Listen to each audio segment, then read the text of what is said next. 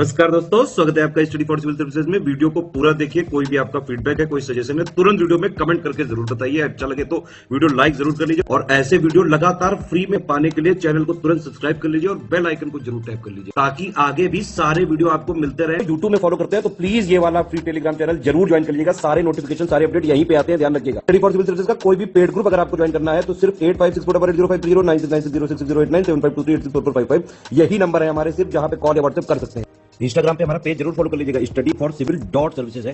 Twitter पे हमको जरूर फॉलो कर लीजिएगा, @स्टडी फॉर सिविल्स है। Hello everyone, welcome you all to study for civil services. आज की हमारी डेट है 21 फरवरी। 21 फरवरी के हमारे इंपॉर्टेंट करंट अफेयर्स को हम लोग कवर अप कर लेते हैं। सबसे पहला है अभी ट्राइफेड का आदि महोत्सव जो दिल्ली के अंदर आयोजित किया गया है। दूसरा है मेयर के होने वाले elections. Then pearl sea fishing, ये न्यूज में है काफी, क्यों है वो हम पढ़ेंगे अभी। ग्लेशियर का पिघलना, लेप्रोसी एंड चीता। फर्स्ट, बहुत इंटरेस्टिंग जो है पूरा आज का लेक्चर होने वाला है। सब लोग बहुत ध्यान से समझिएगा, बहुत इंटरेस्टिंग कॉन्सेप्ट समझ में आएंगे आपको। सो फर्स्ट है हमारा जो अभी रिसेंटली आदि महोत्सव चल रहा है। अगर आप कभी दिल्ली आए हैं या अभी आप दिल्ली में हो या फिर आप दिल्ली से ही बिलोंग करते हो तो आपको पता होगा कि जो तीन मूर्ति भवन है हमारा, वहां पर ट्राइफेड जो है उसके द्वारा आदि महोत्सव दिल्ली में चल रहा है। मतलब जहां पे आप ट्राइबल पीपल के बारे में बहुत सारी चीजें सीख सकते हो। तो ट्राइफेड बेसिकली जो है ये हर साल होता है। आदि महोत्सव कौन ऑर्गेनाइज करता है? ट्राइफेड ऑर्गेनाइज करता है। किसके साथ मिलकर? ट्राइबल अफेयर्स मिनिस्ट्री के साथ। फुल फॉर्म क्या है इसकी? इंग्लिश में है tribal cooperative marketing development federation limited. Hindi में इसको कहते हैं, इसको कहा जाता है, यहाँ पे आप पढ़ेंगे इसको जातीय मामलों के मंत्रालय के अधीन। यहाँ पर जो है इसको ये भारतीय जनजाति सहकारी विपणन विकास परिसंघ, इनके द्वारा एक वार्षिक पहल ये की जाती है। ये महोत्सव हमें क्या शो करता है? 200 से भी ज्यादा स्टॉल्स लगे हुए हैं और ये 1000 से भी ज्यादा ट्राइबल पीपल के बारे में बताता है कि भाई कौन कौन से लोग पार्टिसिपेट कर रहे हैं। बेसिकली ये आदि महोत्सव ट्राइबल पीपल के लिए है, ठीक है। और इसी के अंदर यहाँ पर हमारे श्री अन्न किसको बोला जाता है? श्री अन्न मिलेट्स को बोला जाता है, जो हमारे यहाँ पर बाजरा, ज्वार, रागी, इन सब के लिए, प्लस उनसे जुड़ी हुई जितने भी उनके मिट्टी के बर्तन है, आभूषण है, हस्तशिल्प है, हथकरघा है, ये सारी चीजें जो होती है ना वो यहाँ पर पूरी तरीके से शोकेस की जाती है। हमारा इंटरनेशनल ईयर ऑफ मिलेट्स में ये सारी चीजें यहाँ पर शोकेस करी जाती हैं। तो इसे ही हम क्या कहते हैं? आदि महोत्सव। ठीक है, क्लियर हो गया। अब आपसे सवाल कहाँ से आ सकते हैं इस पूरे टॉपिक में? सवाल बन सकता है ट्राइफेड के ऊपर।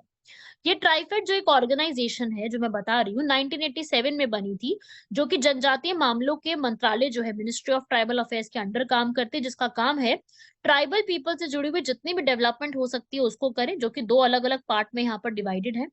जो कि फॉरेस्ट से मिलने वाला प्रोड्यूस और उनकी मार्केटिंग कैसे करनी है उसके तरीके यहाँ पर पूरा सुझाव करके देती है, सारी चीजें बताती है उनसे जुड़ी हुई कि इसमें हम क्या क्या नई नई चीजें ऐड कर सकते हैं। तो ये जो पूरी एक मंत्रालय है ये इस चीजों के लिए काम करती है। समझ गए बात को? टॉपिक समझ गए ना सब लोग कि किस चीज के लिए काम कर रही है? इसका मेरा ऑब्जेक्टिव क्या है? इन बेसिक चीजों के ऊपर काम करना।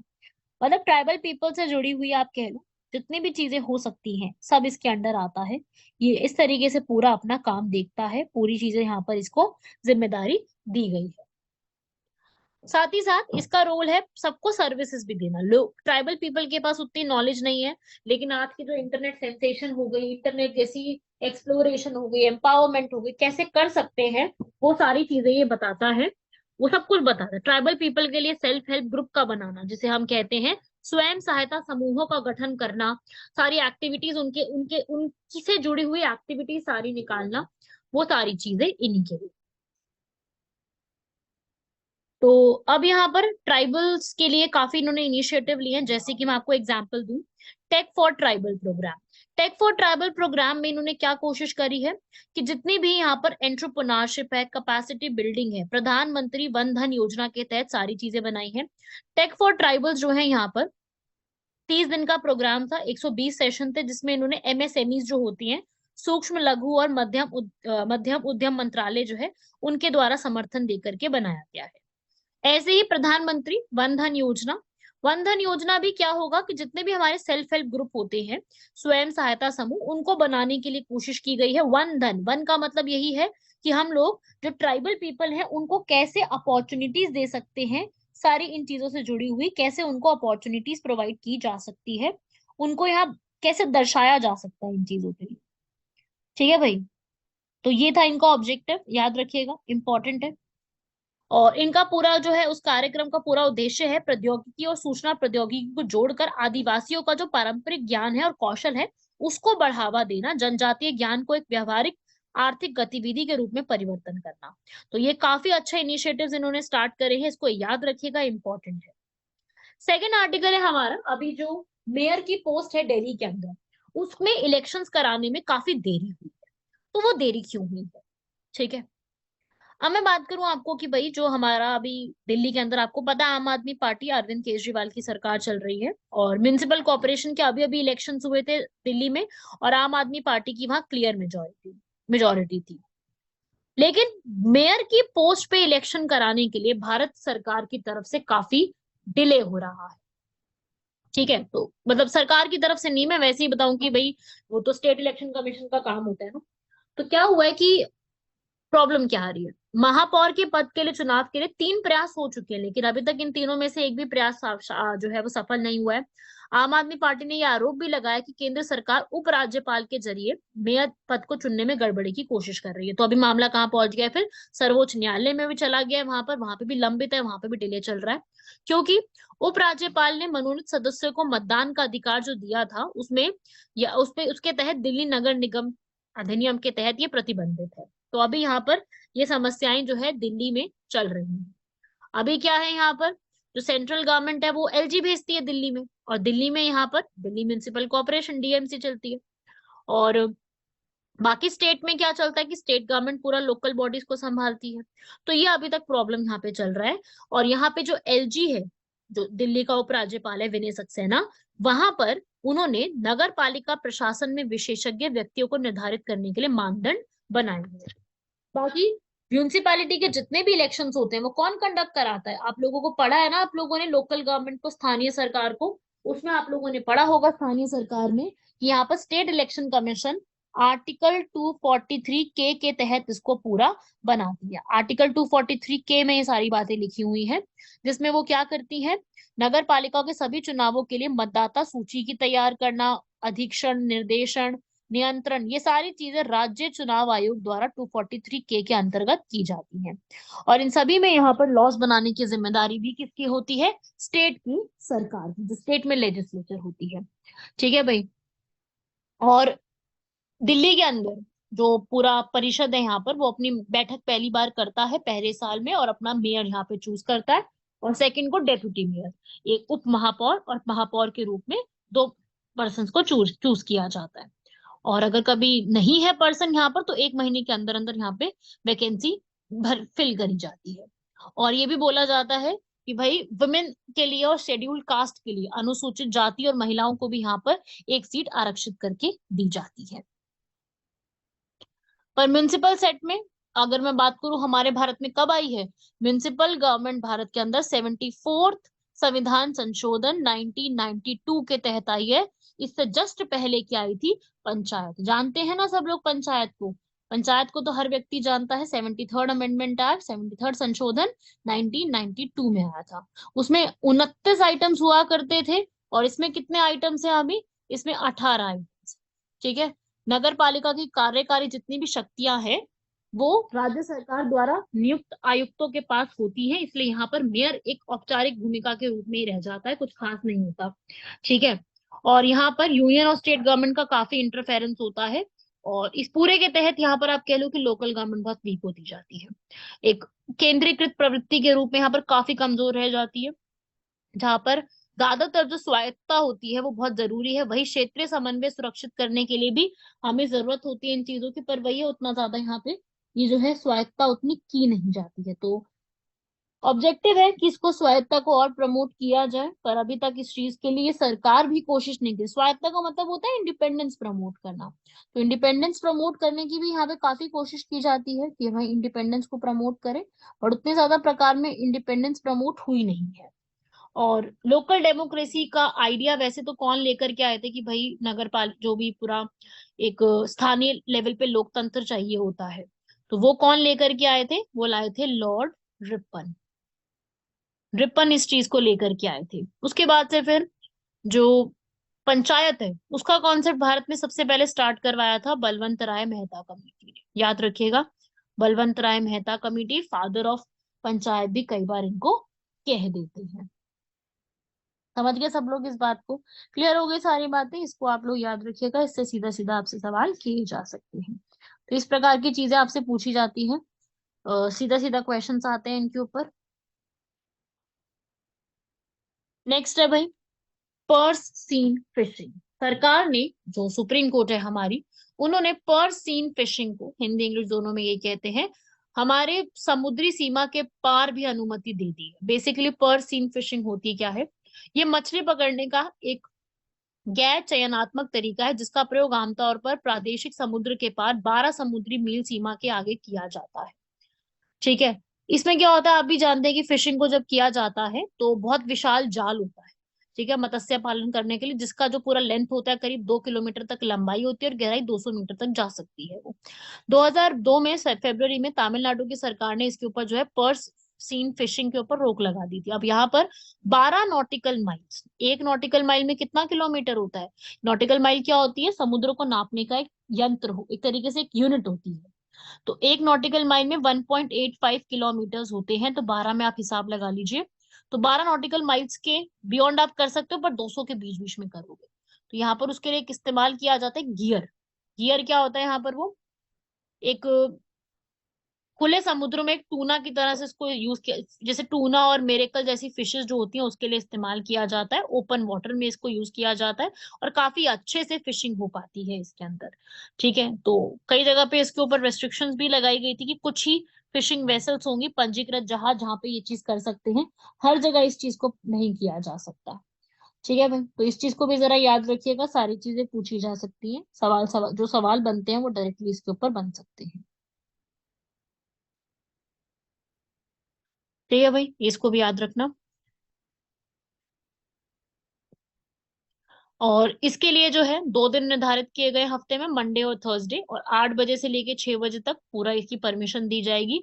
फिर जो भी उस स्टेट का फिशरीज डिपार्टमेंट होगा वहां पे इसकी परमिशन दी जाएगी, तो वहीं पर ही इसको डिस्प्ले किया जाएगा जहां पे उसका प्रॉपर लिखा हुआ होगा। तो इससे जुड़े हुए कुछ लॉज वगैरह भी है, जैसे कि एक्सक्लूसिव इकोनॉमिक जोन का जो पूरा एरिया है वहीं तक ही रहना है, वहीं तक मिलने वाली जितनी भी चीजें हैं, चाहे वो वहां पे कुछ फिशेस मिलती हैं, वहां पे कोई और रिसोर्सेज भी मिलते हैं, वो सब आप यहाँ पे यूज इस्तेमाल कर सकते हो।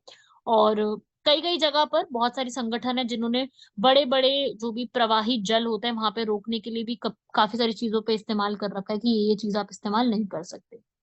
ठीक है।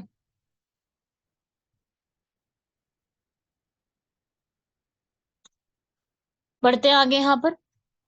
नेक्स्ट है हमारा आर्टिकल ग्लेशियर मेल्टिंग के ऊपर।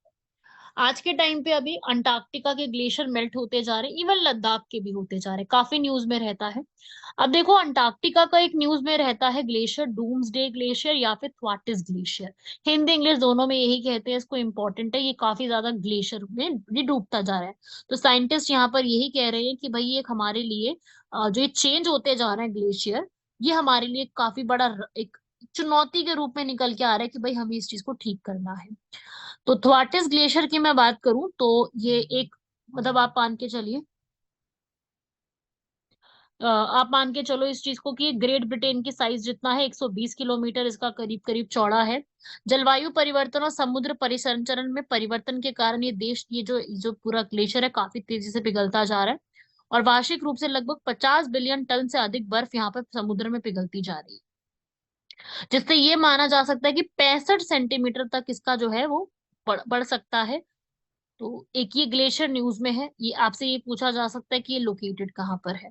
और अगर ये ग्लेशियर पिघलता जाता है तो ये छोटे छोटे जो इलाके होते हैं, Shanghai, New York, Miami, Tokyo, Mumbai, इन सब रीजन में फ्लडिंग भी लेके आ सकता है, प्लस ग्रीन हाउस गैसेस का पिघलने की चीजें भी देखी जा सकती है।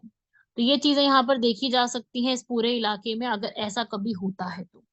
मैं आपको दिखा देती हूँ एक पिक्चर जिसमें आपको ये पता चलेगा कि ये ग्लेशियर मेल्ट कैसे हो रहा है। ये आप पिक्चर देखो, यहाँ पर ग्लेशियर मेल्ट जो है होता जा रहा है, प्लस जो इसकी फिर ग्लेशियर तो अपनी जगह पे ही है ना, इसकी जो वो होगी पूरी, जो इसका हवा का पूरा जो दाब पड़ता है वहां पर, उस जगह पे ही पिघलता जा रहा है। ठीक है, तो आइस वहां पे काफी कम स्टेबल हो जाती है जहाँ पे भी पिघलता जाता है, इसलिए।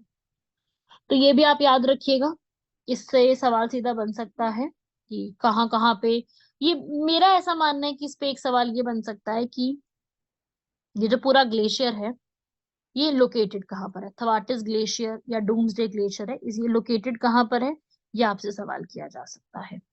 समझ रहे हैं सब लोग इस चीज को? तो इसको नोट कर लो सब लोग।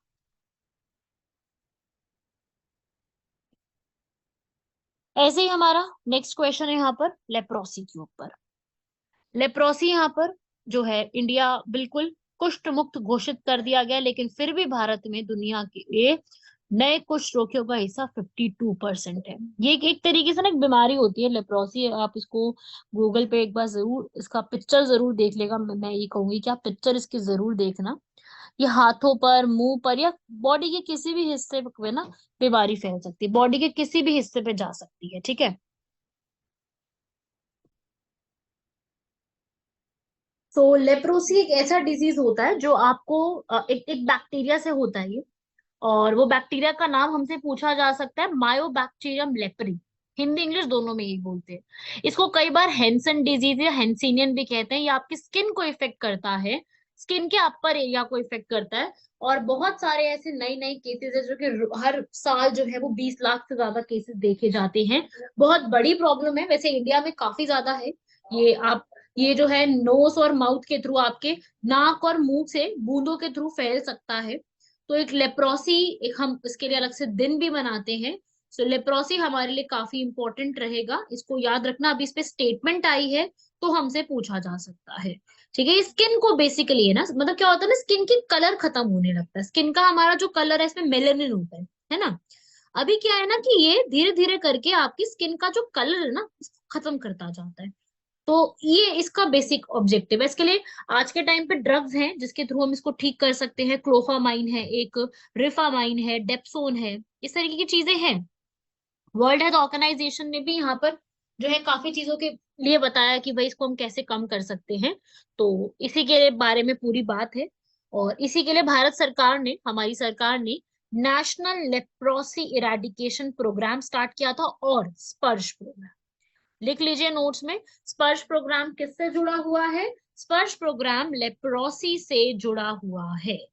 ठीक है, कि भाई 2023 तक भारत के हर एक एरिया में लेप्रोसी से जुड़ी हुई चीजों को हमें खत्म करना है। ये लोग ना इसके बारे में जानते नहीं हैं। हो सकता है आप में से भी कई स्टूडेंट्स ना जानते हो, पर आप में से जो पढ़ता है हमेशा डेली के डेली पढ़ता है उसको पता होगा कि ये क्या है। ये इससे जुड़ी हुई एक वैक्सीन भी है, BCG वैक्सीन लगती है, वो है जिससे आप इसको रिड्यूस भी कर सकते हैं। लेप्रोसी फ्री इंडिया की बात है यहाँ पर।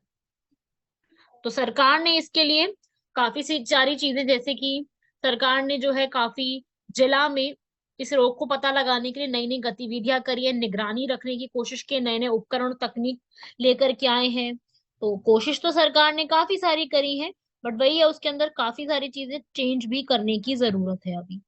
अगर वो चीजें चेंज होती हैं तो धीरे धीरे करके लेप्रोसी से जैसे जुड़ी हुई चीजों को हम लोग रिड्यूस कर सकते हैं। समझ रहे हो सब लोग इस चीज को? सो ये आप लोगों से पूछा जा सकता है, और धीरे धीरे इसकी परिवर्तन और जागरूकता का प्रसार प्रचार करना, ये चीजें इंप्रूव करना। ठीक है, देखो इस पिक्चर में आप लोग, मैंने इसमें आपको पिक्चर भी दिखाई है, आपको पता चलेगा कि ये कैसे हम इसको रिड्यूस कर सकते हैं। ठीक है भाई, आप पिक्चर देखोगे ना आपको पता चल जाएगा कि बेसिकली लेप्रोसी होता क्या है। ठीक है, सब लोगों ने कभी ना कभी इस पिक्चर को देखा होगा, सुना होगा इसके बारे में, तो इसको भी आप याद रखेंगे सब लोग। बढ़ते हमारे लास्ट आर्टिकल की तरफ, वो है चीता। अभी रिसेंटली 12 चीता साउथ अफ्रीका से टेक ऑफ कर रहे हैं ग्वालियर की तरफ, और वो फिर चॉपर से कुनू लेके आए जाएंगे। चीता जैसे कि आप जानते हैं भारत या पूरे धरती पर सबसे तेज भूमि स्तनपायी है जो अफ्रीका और एशिया में पाए जाते हैं। जो शुष्क वन, झाड़ीदार वन, इन सब में आपको देखने को मिलेंगे। भारत में चीता को 1952 में डिक्लेयर कर दिया गया था कि बहुत ज्यादा शिकार इसका हो चुका है, तो अब ये क्या हो चुके हैं, ये बहुत ज्यादा अमाउंट में इनकी पॉपुलेशन जो है वो कम होती जा रही है। तो ये चीज आ चुकी है कि इसकी इनकी जो पॉपुलेशन है वो काफी ज्यादा कम हो गई है। तो इसमें यही कोशिश जो है वो सरकार द्वारा की गई है कि हम और जगह से लेके आए, जिसके तहत हम क्या कर सकते हैं, अगर हम और जगह से लेकर के आते हैं तो हमारी जो पॉपुलेशन कम हुई है उसको हम यहाँ पे क्या कर सकते हैं, बढ़ा सकते हैं। समझ रहे हैं सब लोग इस चीज को? तो बस सरकार की भी ऐसी ही कुछ पहल है, ऐसी ही कुछ कोशिश है। और प्रोजेक्ट चीता के तहत ये सारी चीजें की गई। चीता का आईयूसीएन स्टेटस की बात करूं तो दो तरीके के हैं, अफ्रीका और एशियाटिक। तो अफ्रीका चीता असुरक्षित है, जबकि एशियाई चीता गंभीर रूप से संकटग्रस्त है। और आज के टाइम में चीते की जो भूमिका है वो कुछ इस तरीके से है कि भाई सवाना के सबसे सफल शिकारियों में से एक होते हैं, किंतु अगर उनका शिकार बड़े मांसाहारी शिकारियों में समूह में करते हैं तो वहां पे चुरा लिया जाता है। और कमजोर और वृद्ध प्रजातियों के जीवों को मार करके शिकार की प्रजातियों को स्वस्थ रखते हैं ये। साथ ही साथ ये पॉपुलेशन पे भी काफी कंट्रोल रखते हैं। और अगर मान लीजिए चीता जैसे शिकारी नहीं होंगे तो नामीबिया जैसा, नामीबिया कहाँ पर है, अफ्रीका में, नामीबिया के सवाना रीजन में तंत्र बहुत अलग होता है और मरुस्थलीय और माजुती प्रवृत्ति में भी तेजी आती। तो ये है इनका रोल, काफी इंपॉर्टेंट। साथ ही साथ ये धीरे धीरे भारत से क्यों खत्म हो गए, मैंने आपको बताया धीरे धीरे भारत से खत्म हो गए। सबसे बड़ा रीजन ये हंटिंग होना, शिकार होना। मुगल काल में बहुत शिकार होता था यहाँ पर, उसके बाद भी मराठा राजपूत जो थे और जो ब्रिटिश लोग थे उन्होंने बहुत शिकार किया, जिसकी वजह से इनकी पॉपुलेशन खत्म होती गई। प्लस जितने भी वयस्क चीता हो जाते थे उनको फंसाने का भी बहुत कार्यक्रम चलता था, जिनसे उनका जंगली माताओं से शिकार, उनका कौशल सीख लिया था उन्होंने। तो शाही शिकार में सहायता के लिए इस्तेमाल तेजी से गिरावट का एक प्रमुख कारण यहाँ पे बनता है। प्लस अगर हमें चीता की पॉपुलेशन को रिवाइव कराना है, अगर हमें चीता की पॉपुलेशन को और बढ़ाना है, तो उसके लिए बायोटेक्नोलॉजी, जैव प्रौद्योगिकी 2000 के दशक की शुरुआत में centre for cellular and microbiology भी स्टार्ट किया गया था, ताकि हम लोग जो ईरान से चीता आना है उसके लिए हम पूरा चेक कर सके। लेकिन ईरान ने इस पर जो है इस योजना के तहत सहयोग करने से इनकार कर दिया था। तो इसमें ना तो भारत को कोई चीता भेजा गया था और ना ही भारतीय वैज्ञानिकों ने उनके ऊपर कुछ अनुमति करने के लिए तैयार किया था। तो ये ऐसा माना जाता है कि ईरान जो है एक चीते के बदले एक एशियाई शेर चाहता था, और भारत अपने भी किसी भी शेर को निर्यात करने के लिए उस समय तैयार नहीं था। तो एक ये था जैव प्रौद्योगिकी का मामला, कोशिश सरकार ने इस चीज की थी, पर भाई दूसरी कंट्री का भी सपोर्ट आना चाहिए। तो वही बात है इसमें भी। उसके बाद फिर जीवित चीतों को फिर से लाना, ये डिसाइड किया गया था कि अफ्रीकी चीतों को भारत में स्थित संरक्षित क्षेत्रों में जो है स्थानांतरित किया जाएगा फिर से। और उसमें फिर कोशिश क्या की गई, क्या है ना कि अगर हम जो बात करें एशियाई शेर और चीता, दोनों का जो वास स्थल है, जो रहने का जगह है वो समान है। इसलिए क्या होता है कि दोनों के जो एक प्रोटेक्टेड एरियाज होते हैं जहां पर हम उनको प्रोटेक्ट कर सके, दोनों में कमी आ जाती है। जैसा कि हम जानते हैं कि भाई भारत का जो गिर है, गिर का जो गुजरात में है, वो भारत के शेरों के लिए बहुत बड़ा एक स्थान है, और वहां पे उनकी आबादी में काफी तेजी से वृद्धि के कारण वहां का जो पूरा पारिस्थितिक तंत्र है वो अस्थिर हो गया। तो क्या हुआ, हमें अब उनको भी स्थानांतरित करना पड़ा, है ना? समझ रहे हो ना बात को, कॉन्सेप्ट समझ रहे हो? तो यहाँ पर एक एक्सपर्ट पैनल बनाया गया सरकार द्वारा, जिसमें उन्होंने ये बोला कि चीतों को स्थानांतरित किया जाएगा, जिसमें वो मध्य प्रदेश, क्योंकि मध्य प्रदेश में चीते की और फॉरेस्ट की पॉपुलेशन बहुत ज्यादा है। तो उन्होंने यहाँ पर मध्य प्रदेश के स्थित पूनो, पालपुर और नोरादेही, इन सब में जो है वो चेंज करने, मतलब वहां पे जो है रिलोकेशन करने की बात करी थी। ये उनके लिए सुरक्षित के रूप में जाना गया कि भाई ये एरिया जो है काफी सुरक्षित रहने वाला है, तो हम वहां पर जो है रिलोकेशन, रिलोकेशन का मतलब है यहाँ पर ट्रांसफर जो है वो उनको हम कर सकते हैं। क्लियर हुआ सबको यहाँ तक? तो इस तरीके से कॉन्सेप्ट है, याद रखिएगा इसको भी। यहाँ पर न्यूज में है तो जो आपसे इसमें पूछा जा सकता है। प्लस यहाँ पर पूनों तक शेरों का स्थानांतरण ना करने के पीछे गुजरात के विधिक सलाहकार ने यह भी तर्क दिया था यहाँ पर कि कूनों का जो इस्तेमाल है, यहाँ पर जो भी हम कूनों का इस्तेमाल करते हैं, ये भी बोला था कि भाई कूनों का इस्तेमाल अफ्रीकी चीता के पुनरुद्धार के लिए किया जा रहा था। इसे पूरी तरह से बसने और क्षेत्र को फिर से बसाने में कई साल लगे जाएंगे। और अफ्रीका से चीतों का आयात बहुत सीमित हो रहा है, इसलिए वन्य जीवों में आने वाली समस्याओं के कारण ये सारे जो प्रयास है वो भी विफल हो सकते हैं। तो अभी भाई ये सरकार को क्या कोशिश करनी होगी? सरकार को जितना भी ह्यूमन और वाइल्ड लाइफ का कॉन्फ्लिक्ट है वो कम करना है। देखो सरकार ने किया भी है, इसके ऊपर मैं आपको एक एग्जांपल भी दे सकती हूँ कि सरकार ने इस चीज के लिए काफी कोशिश भी करी है कि जो भी हमारा ह्यूमन और वाइल्ड लाइफ का कॉन्फ्लिक्ट होता है, ह्यूमन वाइल्ड लाइफ कॉन्फ्लिक्ट से मेरा क्या मतलब है कि मानव और वन्य जीवन का यहाँ पर जो कॉन्फ्लिक्ट देखने को मिलता है, क्या कॉन्फ्लिक्ट होता है? जैसे कई बार क्या होता है कि ट्रेन्स हैं, ट्रेन जा रही है ट्रैक के ऊपर, बीच में कोई एनिमल आ गया, तो उससे क्या होगा? बीच में कोई एनिमल आ जाएगा तो उससे प्रॉब्लम क्या आएगी? उससे प्रॉब्लम ये आएगी कि भाई उस रीजन में हम हमें प्रॉब्लम ये आ जाएगी उस रीजन में, स्पेशली उस रीजन में, कि जो जानवर है उनकी मृत्यु होने लगती है इससे। समझ रहे हो? तो ये सारी प्रॉब्लम जो है वो रिड्यूस करने की जरूरत है। हमें इसी चीजों को ध्यान देना है और इनको रिड्यूस भी करना है। तो ये सरकार द्वारा कोशिश भी की जा रही है कि हमें सरकार में इन सारी चीजों को रिड्यूस करने की कोशिश करनी है। और जो क्लाइमेट चेंज हो रहा है, ह्यूमन की पॉपुलेशन बढ़ती जा रही है, वन स्थलों की हानि हो रही है, शिकार से हानि हो रही है, अवैध तस्करियां जो होती हैं उनको हमें क्या करना पड़ेगा? रिड्यूस करना पड़ेगा। और सरकार ने इस चीज के लिए काफी ज्यादा मेहनत भी करी है और कोशिश भी इसके ऊपर काफी हद तक की हुई है। ऐसा नहीं है कि सरकार ने इसके ऊपर कोशिश नहीं करी है, सरकार ने काफी सारी कोशिशें इसके ऊपर करी है। मैंने आपको काफी सारे तो एग्जाम्पल्स भी दिए हैं। तो सरकार की कोशिशें इसके ऊपर चलती जा रही है, बढ़ती जा रही है।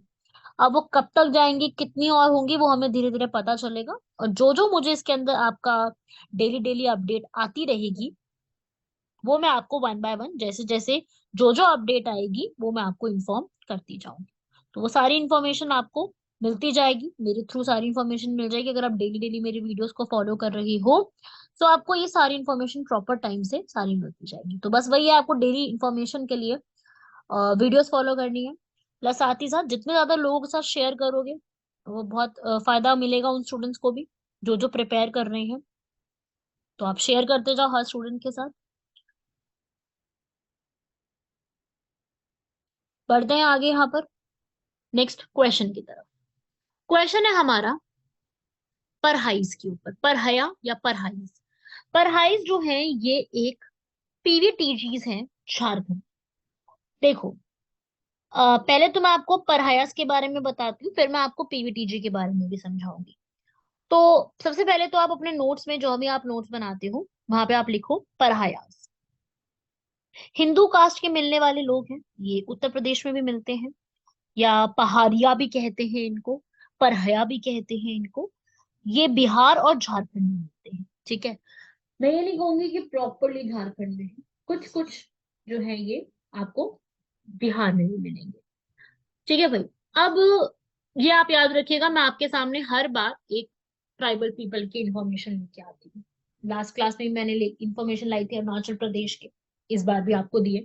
तो मेरा तो सजेशन आप लोगों को यही रहेगा कि आप लोग कि क्या करो, आप लोग एक अलग से ना, एक अलग से थोड़ा सा लिखना शुरू कर दो, सिर्फ और सिर्फ जो ट्राइबल पीपल्स के बारे में होता है ना उसके ऊपर।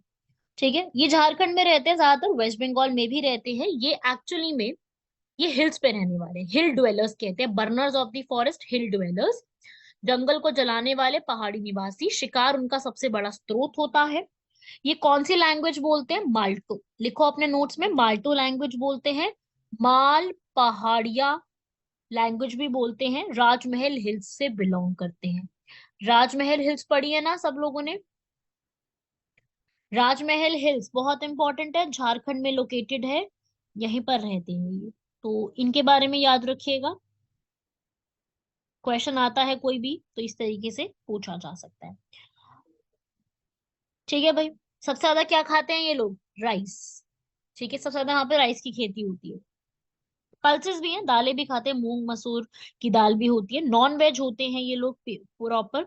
और साथ ही साथ जो बीटल, खैनी, ये सारी चीजें भी यहाँ पर बहुत कॉमन है खाना। तो ये सब आपको फैक्ट्स याद रखने हैं। सीधा पूछा जा सकता है कि कहाँ से बिलोंग करते हैं, देखो आता है इससे क्वेश्चन। अब आइए भाई, PVTGs particularly vulnerable tribal group. असुरक्षित जनजाति, जिसे विशिष्ट असुरक्षित जनजाति समूह कहते हैं।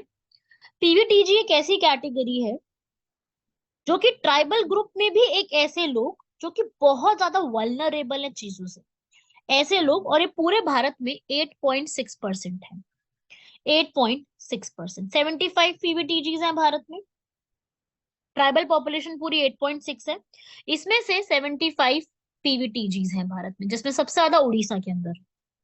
देबर कमीशन ने इसके बारे में बताया, भूरिया कमीशन ने बताया कि भाई जिनकी पॉपुलेशन भी बहुत कम है, जो बहुत पिछड़े हुए जातियां आप कह सकते हो कि काफी ज्यादा, उनकी टेक्नोलॉजी हमसे बहुत पीछे है, उनकी कोई लैंग्वेज नहीं है, और आप कह लो कि वो आदि मानव टाइप की अभी जिंदगी, उनकी जो उतनी ज्यादा आज के टाइम पे हमारी, जैसे हमारी टेक्नोलॉजी बढ़ गई है, हम लोग चीजों में आगे जैसे बढ़ रहे हैं, फ्लरिश कर रहे हैं, उनकी उतनी ज्यादा फ्लरिशमेंट अभी देखने को नहीं मिली है। तो उसी को हम क्या कहते हैं यहाँ पर, याद रखिएगा, इसी पूरे कॉन्सेप्ट के बारे में कर रही हूँ मैं आप लोगों से। ठीक है भाई। सो इन सबसे सबसे सवाल किया जा सकता है, कहाँ पे क्या कैसे सारी चीजें आपसे पूछी जा सकती हैं। ठीक है भाई, सेकंड क्वेश्चन की तरफ बढ़ते हैं हम लोग। भारत पूजा रिवर के ऊपर है। अगला जो मैंने आप लोगों से क्वेश्चन पूछा है वो एक रिवर के ऊपर है, जिस रिवर का नाम है भारत पूजा। अब हम देख लेते हैं कि भारत पूजा हमारे लिए क्यों इंपॉर्टेंट है, या इसमें ऐसा क्या खास बात है। तो देखिए भाई, जो रिवर है ये कहाँ फ्लो करती है, ये केरला की सेकंड लॉन्गेस्ट है, इसको नीला के नाम से भी जानते हैं, केरल के अंदर इसको नीला भी कहते हैं और पोन्नानी भी कहते हैं। लिख लो, नीला या पोन्नानी रिवर कहते हैं, केरल में बहती है। पेरियार केरल की सबसे बड़ी रिवर है, पेरियार के बाद अगर दूसरी रिवर पूछता है तो भारतपुजा है। ठीक है। और कई बार इसको साउथ मालाबार का सबसे बड़ा बोला जाता है, और पुरानी बुक्स के अंदर इसको कई बार पेरार के नाम से भी जानते हैं, साउथ मतलब कई बुक्स में आपको ये देखने को मिलेगा। गायत्री पूजा, कला पूजा, पूर्णा, पुलन, ये इसकी इंपॉर्टेंट ट्रिब्यूटरीज हैं। ये रिवर अन्नामलाई से निकलती है, वेस्टर्न घाट से, और अरेबियन सी में जाकर के बह जाती है। क्लियर हुआ यहाँ तक। ये भी पूछ लीजिएगा, इसका बहुत अलग अलग नाम है, बेसिकली जो पहला वाला नाम है वो सबसे ज्यादा पॉपुलर है, इसलिए इसको कई बार बोल देते हैं। बाकी मैं और भी नाम लिख देती हूँ, पुन्नानी आपको मैंने बता दिया, और पादिन, जेरका, अजही, ये सब नामों से भी इसको जाना जाता है। याद हो जाएगा, इजी है। इसके ऊपर बहुत सारे डैम्स बने हुए हैं। मंगलम डैम इंपॉर्टेंट है, बाकी इंपॉर्टेंट नहीं है। सबसे इंपॉर्टेंट डैम मैं लिख रही हूँ, डैम्स के नाम लिखो इसके ऊपर। ज्योग्राफी के नोट्स है ना आप लोगों के, वहां लिखना शुरू करो। दो डैम्स है इसके ऊपर, मलम पूजा एंड मंगलम डैम। ये सब आपसे पूछे जा सकते हैं कि डैम्स के नाम बताइए, तो ये सब आप लिख लीजिए, सारी चीजें इंपॉर्टेंट है। तो ये था आपका आज का पूरा लेक्चर। आई होप सब लोगों को क्लियर तो हो गया होगा, सारी चीजें, सब फैक्ट्स जो मैं आप लोगों को लिख पाती हूँ यहाँ पर, ये सब फैक्ट्स आपके लिए इंपॉर्टेंट है। इनमें से कोशिश कीजिएगा कि कोई भी फैक्ट आप लोग मिस ना करें, क्योंकि जो भी फैक्ट्स आप लोग मिस करोगे वही है आप लोगों के लिए प्रॉब्लम रहेगी। कुछ ना कुछ एग्जाम में आता है, क्योंकि हर स्टूडेंट आप में से एग्जाम की प्रिपरेशन कर रहा है, इसलिए वो मेरी वीडियोस को ही सुनता है। ठीक है, तो आप लोगों की बस एक ही चीज याद रखिएगा, कुछ भी फैक्ट मिस मत करिएगा। और मोटिवेशन देने के लिए सभी लोग ज्यादा से ज्यादा इस वीडियो के ऊपर कमेंट करें, सो दैट मुझे भी यहाँ पर पता रहे कि भाई आप लोग इस वीडियो को कितने ध्यान से सुनते हैं। तो ज्यादा से ज्यादा स्टूडेंट्स यहाँ पर कमेंट करके आगे बढ़ाएं, शेयर भी करें, और लाइक जरूर करें, और डेली वीडियोस को जरूर सुनें। चलिए, मिलते हैं आप लोगों से नेक्स्ट लेक्चर में, तब तक के लिए यहाँ के नोट्स कंप्लीट कीजिए। धन्यवाद, शुक्रिया, जय हिंद।